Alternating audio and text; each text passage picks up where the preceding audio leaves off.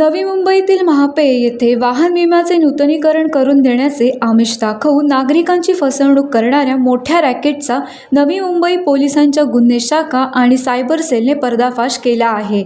महापे येथील बनावट कॉल सेंटरवर छापा टाकून पोलिसांनी प्रसाद तोडणकर, फयाज नासिर आणि वैभव इंगळे या 3 मुख्य आरोपींना अटक केली आहे.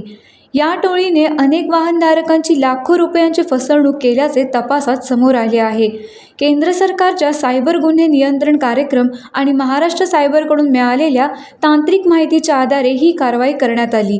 NCCRP पोर्टलवर वाहन विम्याच्या नावाखाली पैसे उकळून पॉलिसी न दिल्याच्या 145 तक्रारी प्राप्त झाल्या होत्या. त्यानंतर करण्यात आलेल्या तांत्रिक विश्लेषणातून महापे येथील टेक्नोसिटी इमारतीत लाईफ डील आणि AI ओशन एंटरप्राइजेस या नावाने बनावट कॉल सेंटर चालवले जात असल्याचे उघड झाले. पोलिसांनी छापा टाकला असता तेथे 32 युवक युवती एजंट म्हणून काम करत असल्याचे आढळले. घटनास्थळावरून 8 सक्रिय sim card, 26 mobile phone, 27 hard disk आणि 5 लॅपटॉप जप्त करण्यात आले. या सिम कार्डच्या माध्यमातून सुमारे 14,08,121 रुपयांची फसवणूक झाल्याचे निष्पन्न झाले असून या प्रकरणी नवी मुंबई सायबर पोलीस ठाण्यात गुन्हा दाखल करण्यात आला आहे. या रॅकेटमध्ये आणखी काही आरोपींचा सहभाग असण्याची शक्यता असून तपास सुरू आहे.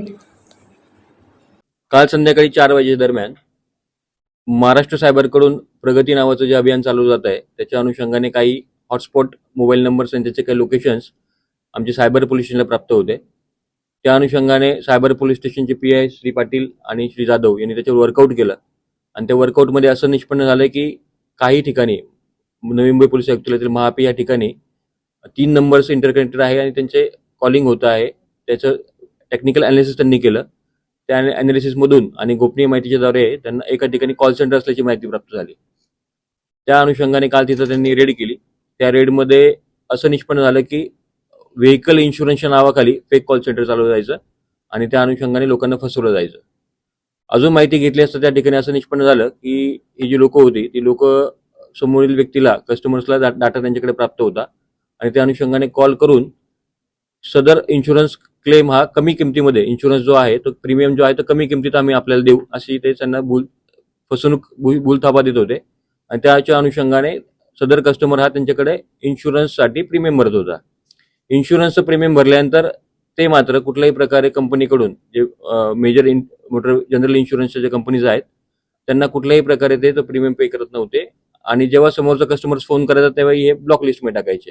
अमाऊंट ही प्रत्येक व्यक्ती साधारणतः 10 ते 15 हजार रुपये होती, जी खूप मोठी अमाऊंट नसल्यामुळे सदर व्यक्ती हा फोन करत राहायचा. परंतु यांच्याकडनं रिस्पॉन्स न मिळाल्यानंतर आणि कामाच्या याच्यामुळे तो व्यक्ती तिथं आपले पाठपुरावा सोडून द्यायचा. हा एक प्रकार निष्पन्न झाला. त्यासोबतच दुसरा एक प्रकार त्यामध्ये निष्पन्न झाला की एखाद्या कस्टमरला त्यांनी पॉलिसी त्याच्याकडनं प्रीमियम भरला तर ते संबंधित मोटर इन्शुरन्स कंपनीला पॉलिसीचे प्रीमियम द्यायचे. त्याच्या अनुषंगाने पॉलिसी तयार झाल्यानंतर त्या पॉलिसीची कॉपी संबंधित कस्टमरला पाठवायचे. ज्यावेळी संबंधित कस्टमरला ती पॉलिसीची कॉपी मिळाल्यानंतर ते परत मोटर इन्शुरन्स कंपनीकडे जाऊन ती पॉलिसी कॅन्सल करायची. पॉलिसी कॅन्सल केल्यामुळे जे पैसे होते ते जी यांची फेक कॉल सेंटरची कंपनी होती त्याच्या अकाउंटला ते जमा व्हायचे आणि संबंधित कस्टमरकडे मात्र पॉलिसी असायची. अशा प्रकारे त्यांचं एक दुसऱ्या प्रकाराने फ्रॉड करत होते.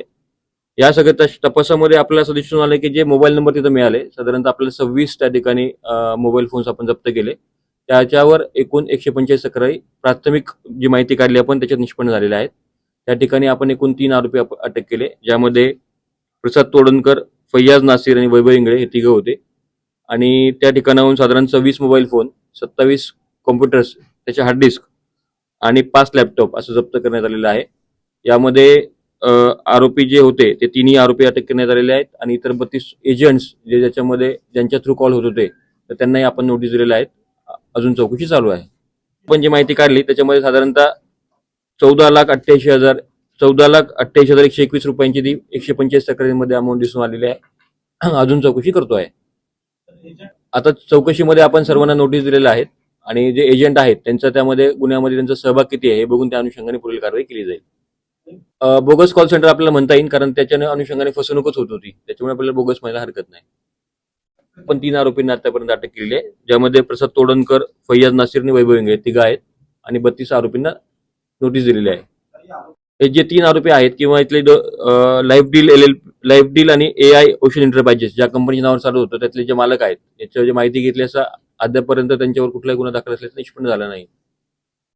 टाइम्स डिजिटलला लाईक करा, शेअर करा, सबस्क्राईब करा आणि बेल आयकॉन दाबायला विसरू नका. Times digital.